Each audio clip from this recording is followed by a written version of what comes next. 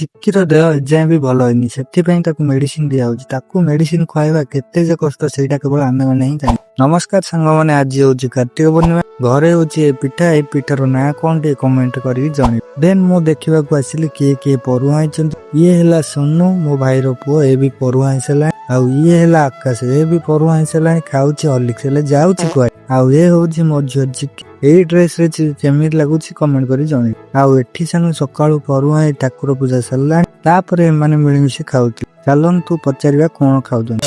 ଇଏ ହଉଛି ଆମର ଏଣ୍ଡୁଳି ପିଠା କହନ୍ତି, ଏଟା ତ ପ୍ରଥମାଷ୍ଟମୀରେ ହୁଏ। ଦେଖନ୍ତୁ ଆମେ ଖାଉଛୁ ଭାଇ ମାନେ ସାଙ୍ଗମାନେ। ତୁ କଣ ଖାଉଛୁ? ମାଛ ଅଣ୍ଡା ଘିଅ, ଚାଇନା ରଇ ମୁଣ୍ଡ ପ୍ଲାଇ, ବାଞ୍ଜି ଆଳୁ, କୁନ୍ଦୁରି ଆଳୁ ଭଜା, ମିଠା ଭାତ। ସେଠୁ ମଜାମସ୍ତି ସାରିକି ପଳେଇ ଆସିଲୁ ଚିକିର ଗ୍ୟାସ୍ ଦବା ପାଇଁ ଆମ ମାର୍କେଟକୁ। ଆଉ ସେଠୁ କାମ ସାରି ଆସିକି ଦେଖେ ତ ଘରେ ହେଇଥିଲା ସ୍ୱାଦିଷ୍ଟ ଖାଦ୍ୟ। ତାକୁ ଦେଖିକି ମୋ ପାଟିରୁ ଲାଳ ଗଳିଲାନି। ମୁଁ ଚାଲିଲି ଖାଇବାକୁ। ଆଉ ଆପଣ କାହିଁକି ଲେଟ୍ କରୁଛନ୍ତି? ଆପଣ ବି ସବସ୍କ୍ରାଇବ କରି ପଳାନ୍ତୁ ଖାଇବେ।